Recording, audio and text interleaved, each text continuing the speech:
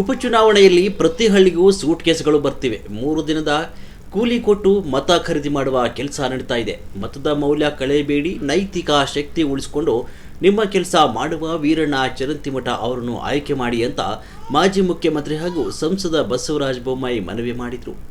ರೈತರಿಗೆ ನಾವು ನೀರಾವರಿ ಮಾಡಿಕೊಡ್ತೇವೆ ಅಂತ ಹೇಳಿದರು. ಈ ಭಾಗದಲ್ಲಿ ಮುಳುಗಡೆಯಾಗುವ ಪ್ರದೇಶ, ತಾವು ಮುಳುಗಡೆಯಾಗಿ ಬೇರೆಯವರಿಗೆ ನೀರು ಕೊಡುವ ಅತಿ ಹೆಚ್ಚು ಜನರಿರುವುದು ಬಾಗಲಕೋಟೆಯಲ್ಲಿ.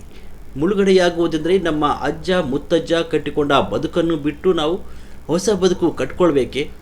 ಅದಕ್ಕೆ ಎಷ್ಟು ಕೆಲಸ ಮಾಡಬೇಕು, ತಯಾರಿ ಮಾಡಬೇಕು. ನಾವು 21 ಹಳ್ಳಿಗಳನ್ನು ಸ್ಥಳಾಂತರ ಮಾಡಲು ತೀರ್ಮಾನ ಮಾಡಿದ್ದೆವು. ಯಾರು ಮುಳುಗಡೆಯಾಗ್ತಾರೋ ಅವರು ನೀರಾವರಿ ಪಡೆದವರಿಗಿಂತ ಅನುಕೂಲವಾಗಬೇಕು.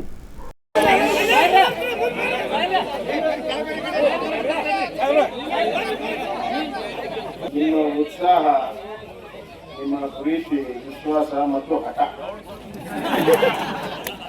ಇದನ್ನ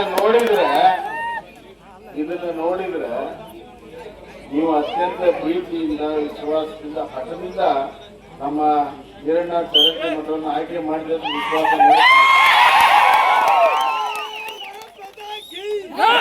ನನಗೆ ಖಾತ್ರಿ ಆಯ್ತು. ಈ ಬಾರಿ ನಮ್ಮ ಗುರುಗಳಾದಂತ ವೀರಣ್ಣ ಚರಂತಿಮಠ ಅವರು ಕನಿಷ್ಠ 25,000 ಮತಗಳಿಂದ ಗೆಲ್ತಾರೆ ಅನ್ನುವಂತ ಖಾತ್ರಿ. ಅಲ್ಲೋತಮ್ಮ, ನೀವು ಮುಂಚೆ ಹೇಳಿದ್ರೆ ಈ ರೀತಿ ಚಲೋ ಮಾಡ್ತಿದ್ವಿ, ನಮಗೇನು ಗೊತ್ತು?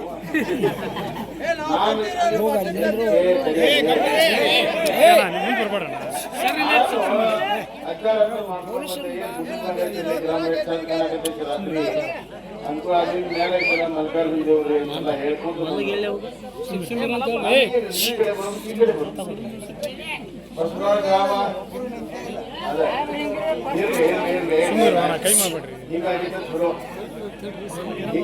ಚಲೋ. ನಿಮ್ ಪ್ರೀತಿ ಎಷ್ಟದ್ ನಮಗೂ ಗೊತ್ತಾದ್ರೆ, ನಿಮ್ ಹಠ ಎಷ್ಟದ್ ಗೊತ್ತಾದ್ರು. ಈಗ ಅಷ್ಟ ಹಠದಿಂದ ನೀವು 9ನೇ ತಾರೀಕು ಗುರುಗಳಿಗೆ ಅವ್ರ ಗುರುತಾದಂತ ಕಮಲಕ್ಕೆ ಮತವನ್ನು ಹಾಕಿ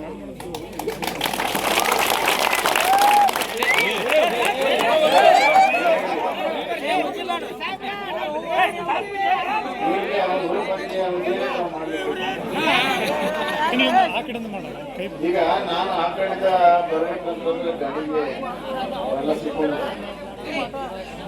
ನನಗೆ ಗೊತ್ತಾಗ್ಲಿಲ್ಲ. ನನಗೆ ಮೋಟರ್ ಸೈಕಲ್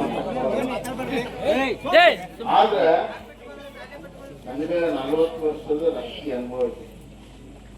ಈ ಜನರ ಪ್ರೀತಿ ವಿಶ್ವಾಸದ ಮುಂದೆ ದೊಡ್ಡ ದೊಡ್ಡ ನಾಯಕರು ತಿಳಿಬಾಗ್ಯಾರ. ಆದ್ರಿಂದ ನನಗೆ ಗೊತ್ತಾಯ್ತು. ನಾನು ಸರ್ವೆ ನಡ್ಕೊಂತ ಬಂದೆ, ಮಠ ನಡ್ಕೊಂತ ಬಂದೆ. ನಡ್ಕೊಂತ ಬರೋದ್ರ ಮಾತಲ್ಲ, ನಡ್ಕೊಂತ ಬರೋದು ನನ್ನನ್ನು ಸೆಳೆದ್ರಲ್ಲ, ನಿಮ್ ಶಕ್ತಿ ದೊಡ್ಡ. ಇನ್ನೊಂದು ನಾನು ಬರೋದಕ್ಕೆ ಏನು ಕಾರಣ ಅಂದ್ರೆ ನಿಮ್ಮ ಊರ ಹೆಸರು. ನನ್ನ ಕ್ಷೇತ್ರದಾಗ ಒಂದು ಬಸ್ನಾಳ ಐತಿ. ಆ ಬಸ್ನಾಳದಾಗ ನನ್ 180 ವೋಟ್ ಬೀಳ್ತಾವ.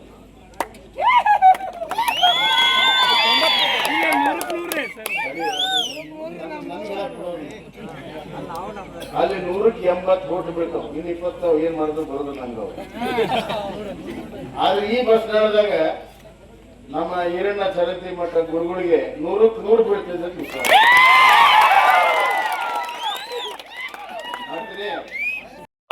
ನಿಮ್ಮೆಲ್ಲ ತಾಕತ್ತು ನೋಡಿದ್ರೆ ವೀರಣ್ಣ ಚರಂತಿಮಠ ಮಾಡಿದ್ರೆ ಪಕ್ಕಾನ ಐತಿ. ಅದೇ ರೀತಿ ಹಿಂದಿನ ಮುಖ್ಯಮಂತ್ರಿಗಳು ಅಭಿವೃದ್ಧಿ